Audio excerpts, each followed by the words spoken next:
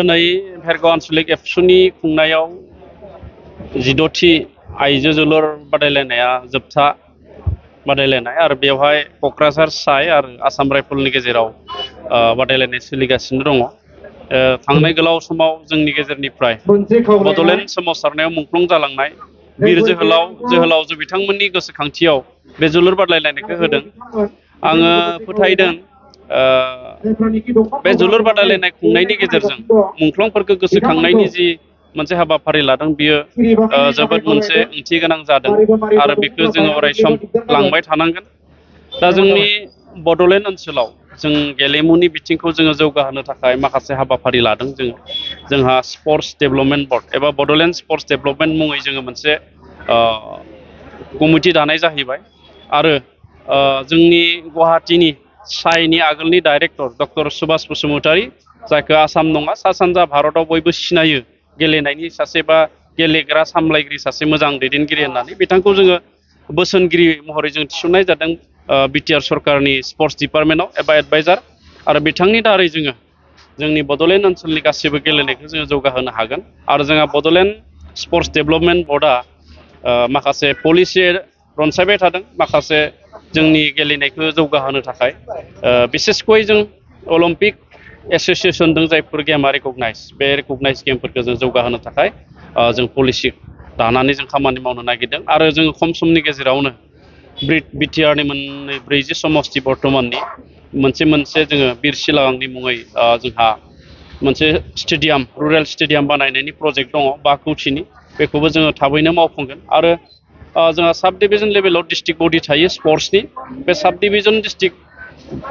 Division लेभेलाव super division competition जायो फुटबलनि। बे सुपार डिभिजनाव जायफ्रा चेम्पियन जायो बिथांमोननो 5 लाख जों रां होनाय जागोन, बेखौबो जोङो मावफुंनो थांगासिनो दङ। आरो डिस्ट्रिक्ट स्पर्ट्स एस'सिएसनफ्रा जाहाथे माखासे खामानि मावनो हायो बिनि थाखायबो बिथांमोननो जोङो 5 लाख रां होनाय जागोन, बेखौ प्रप'जेल जोङो बानायबाय।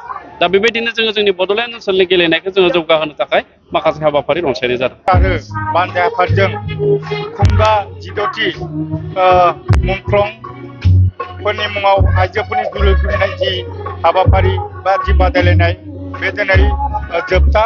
आरो बेनि दारै जोङो बेखौनो बुंनो सानगोन जे जोलुर बादायलायनानै जे आइजोफोराबो गावनि आथिङाव गसंथानो हायो, गावखौ सासे नोगोरारि खालामनो हायो। बेनि थाखाय दिनै जोलुर गेलेनायजोंबो बा जायखिजाया गेलेनाय इभेन्टजोंनो जोङो दिनै मुलुगाव गावखौ साफा सिनायथि होनाय बेबायदि उदाहरन गोबां दं। जेरै दिनै जोङो बेवहाय जोंनि अल इन्डिया आइजो टीमनि केप्टेन अपर्ना नार्जारि बिथाङाबो दिनै गेलेदों आरो जोबोद मोजाङै गेलेनायखौ जों नुनो मोनदों। जों आसा खालामदों हयथ' दिनैनि नैबे थासारियाव आइजोआनो जा बा जोहोलावफ्रानो जा जों जाहाथे जोंनि गेलेनायखौ जोंनि जि गेलेनाय बेयाव जों जाहाथे बयबो बाहागो लायो। आरो जोंनि जि उन्दै देरबोनाय फरायसा फरायसुलिफोर बिथांमोना जाहाथे गुबुन गाज्रि लामायाव थाङालासिनो दिनैनि तारिखाव ड्राग्सजों आरो गाज्रि थासारिजों समाज बेरेखा खामानि मावनायाव जाहाथे मुखुब थायालासिनो नैबेबायदिजोंनो गावनि आथिङाव जे गावखौ माबा खालामनो हायो, बेनि थाखाय जाहाथे नैबे गेलेनायनिफ्राय जों जाहाथे सोलोंनानै लानो हायो। बेनि थाखायनो आङो जोंनि देरफुनाय उन्दै जोहोलावजोफोरखौ बिथांमोननिफ्राय जाहाथे सोलोंनानै लानो हायो बेखौनो आं खावलायगोन।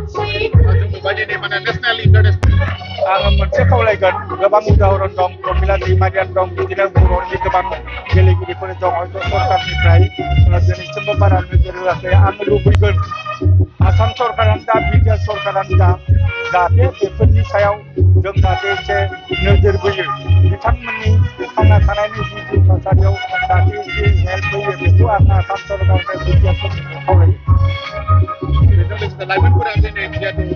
बेनिखायनो दुलाराय बर' फरायसा आफादा आन्डार 13 13 बोसोर बैसोनि हौवासाफोरनि जोलुर गेलेनायनि गुबै थांखियानो बेनो जे जाहाथे जोंनि उन्दै फरायसा फरायसुलिफ्रा जाहाथे समाज बेरेखा खामानि मावा, ड्राग्स जौ जुवाजों थाया, बेनो मोनसे जोंनि दुलाराय बर' फरायसा आफादनि मोनसे मावथांखि।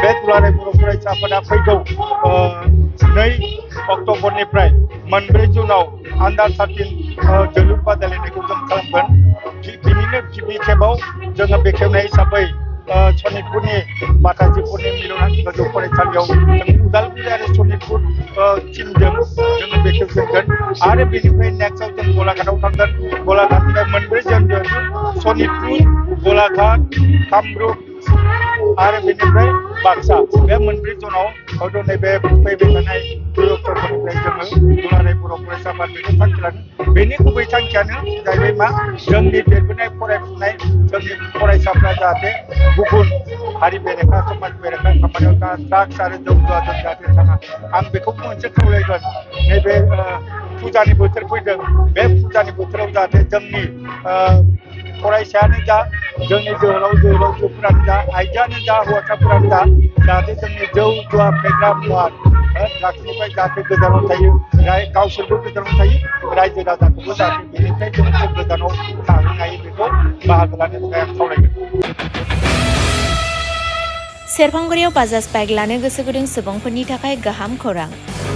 क'क्राझार जिल्ला सेरफांगुरियाव थानाय फुंखा एन्टारप्राइज बाजाज शोरुमआ फैगौ 25 सेप्तेम्बरनिफ्राय 29 सेप्तेम्बरसिम मेगा लर्न काम एक्सचेन्ज मेला खुंफुंगोन। बायगिरि नोंथांमोनखौ मिथिहोहरनाय जायोदि डाउन पेमेन्टआ आरसि इन्सुरेन्स लाफानानै 10,999 रांनिफ्रायनो जागायगोन आरो 500 रां होग्रोनानै गोसोबायदि बाइकखौ आवग्रिना दोननो हागोन। नोंथांमोनहा सेरफांगुरियाव थानाय फुंखा एन्टारप्राइज बाजाज शोरुमजों लोगोसे कुसुगाव फेस्टिभ आउटलेट आरो सराइबिल फेस्टिभ आउटलेट ब्रान्च शोरुमावबो खुंफुंजानाय मेगा लर्न काम एक्सचेन्ज मेलायाव फैनानै नोंथांनि लुबैनाय बाजाजनि बाइकखौ लांफैनो हागोन। बाजाजनि बाइक सालायनो मोजां मोनग्रा रायजो राजाफोरनो फुंखा एन्टारप्राइज बाजाज शोरुमआ लोगोसे मोजां अफारबो लाबोदों। बेफोरनो जाबाय 5 लिटार पेट्रल फ्रि, गंनै हेलमेट फ्रि, केस होनानै बायगिरिफोरनो 2,000 रां केसबेक हरफिननाय जागोन। आरो मेगा लर्न काम एक्सचेन्ज मेलायाव बाइक बायगिरिफोरनो 1 बोसोरनि थाखाय 12 खेब फ्रि वाशिं होनाय जागोन।